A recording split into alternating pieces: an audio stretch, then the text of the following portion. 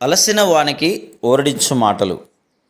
సహోదరుడు భక్తి సింగ్ గారి పరిచర్య నుండి సేకరించిన అనుదిన ధ్యానములు. జూన్ 25. జయించు వానికి మరుగై ఉన్న మన్నాను భుజింపనిత్తును. ప్రకటన గ్రంథం 2వ అధ్యాయం 17వ వచనం. నేను నా క్రైస్తవ సేవను ప్రారంభించినప్పుడు ఏదైనాను అధికమైన ఆత్మీయ వరమును కలిగి ఉండినేలా దేవుడు నా ద్వారా లోతైన బలమైన విధంగా కార్యము చేయగలడని తలంచితిని.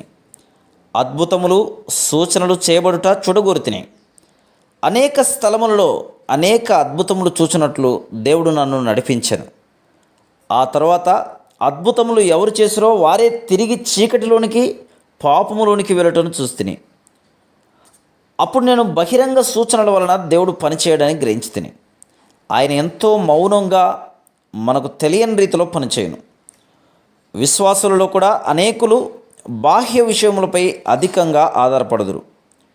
కూడికలకు వెళ్ళటం ద్వారా, మంచి బోధను వినుట ద్వారా, మంచి ఉపదేశములను అంగీకరించడం ద్వారా, మంచి వ్యక్తులను కలియుట ద్వారా ఆత్మీయముగా బలపడదుమని వారు తలంచుదురు. మరుగైన మన్నాను భుజించుటకు వారు నేర్చుకొనలేదు కనుక వారింకనూ ఆత్మీయంగా పేదలుగానే ఉందురు. ప్రభువైన యేసుక్రీస్తు తానే మరుగైన మన్నా ఒంటరిగా మౌనముగా ఆయన యొద్ద కనిపెట్టిన యెడల నీవు ఆయనను భుజించగలవు. నీవు గంటల కొలది బైబిల్ చదివి ప్రార్థన చేయవచ్చు. క్రమముగా 1 లేక 2 దినములు లేక వారం కూడా ఉపవాసం ఉండవచ్చును.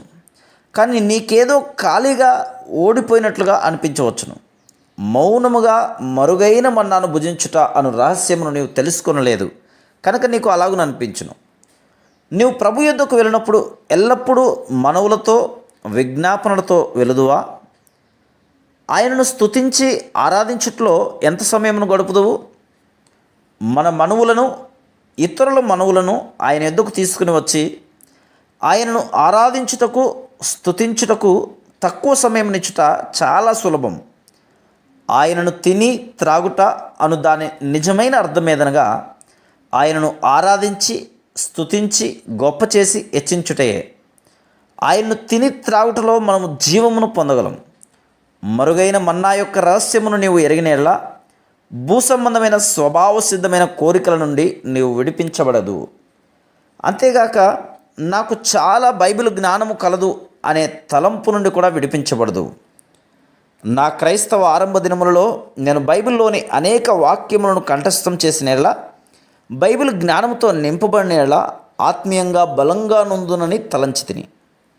రాత్రింబగళ్ళు బైబిల్ చదువ మొదలుపెట్టి తిని, కానీ ఇంకనూ ఆత్మీయంగా ఆకలి కలిగి ఉంటిని, అసంతృప్తితో నుంటిని.